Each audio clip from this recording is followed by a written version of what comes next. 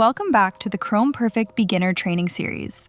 In this video, we begin Section 5, the final section of the series. Throughout this training, we have taken a structured approach to understanding Chromperfect, starting with data acquisition, then moving through processing, analysis, calibration, and finally reporting and deliverables.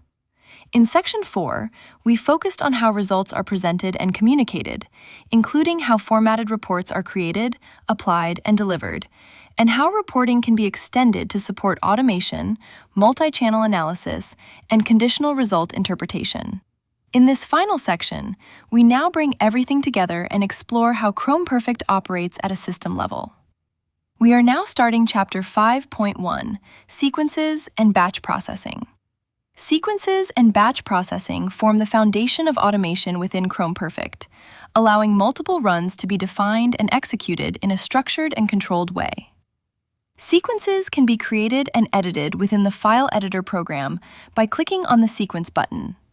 When creating a new sequence, you can manually enter data into a table or use an automated creation tool to create the table automatically so that you can make manual changes and adjustments afterwards.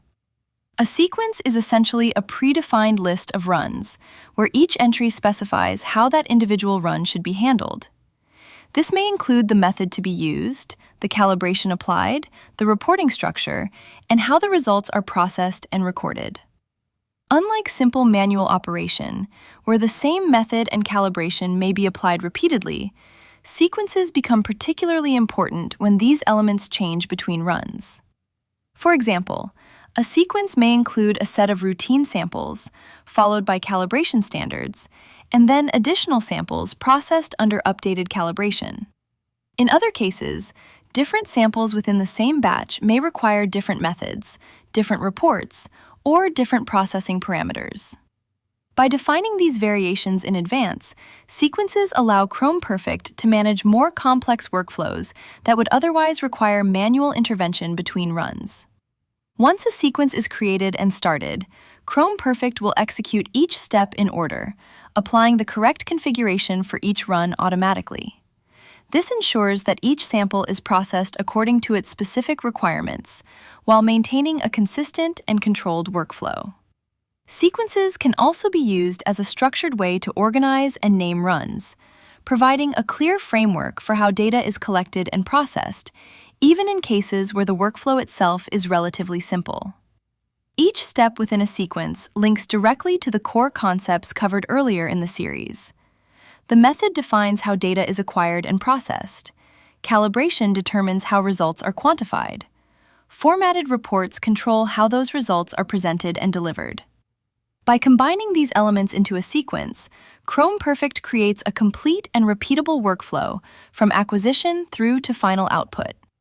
In practice, this allows Chromperfect to handle complex analytical tasks with minimal user interaction, including workflows where conditions change between runs.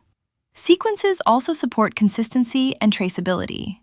Because each run is defined in advance, the system follows a clear and repeatable structure, ensuring that results are generated in a controlled and predictable manner. This is particularly important in regulated environments, where workflows must be clearly defined and reproducible.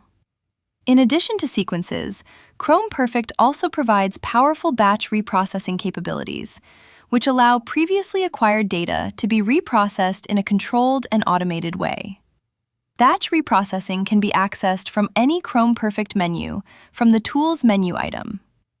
Batch reprocessing enables you to load a group of chromatograms and apply updated processing rules without needing to reacquire the data. This may include applying a revised method, updating calibration, or generating new report outputs after review. This is particularly useful in workflows where results are first reviewed manually and then formally processed and reported once they have been verified. Within the batch processing options, you can define exactly how this reprocessing is handled. One important concept to understand is that the options shown are suppression controls. By default, Chromperfect will perform all processing steps. Selecting an option tells the system to suppress or ignore that specific action. This allows you to precisely control which elements of processing are applied during batch reprocessing. For example, you may choose to suppress smoothing or baseline adjustment if the data has already been processed, while still allowing calibration updates and report generation. Batch reprocessing can also be driven by a manually selected list of files or directly from a sequence file. This creates a strong link between sequences and batch processing. To summarize, sequences allow Chromperfect to automate complex workflows during data acquisition, while batch reprocessing provides the flexibility to revisit and update that data in a controlled and efficient way. Together, they form a powerful framework for managing both initial analysis and post-acquisition processing.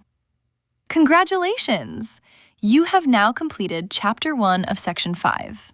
You should now understand how sequences and batch processing work together within Chromperfect to automate workflows, manage changes between runs, and reprocess existing data in a controlled and efficient way.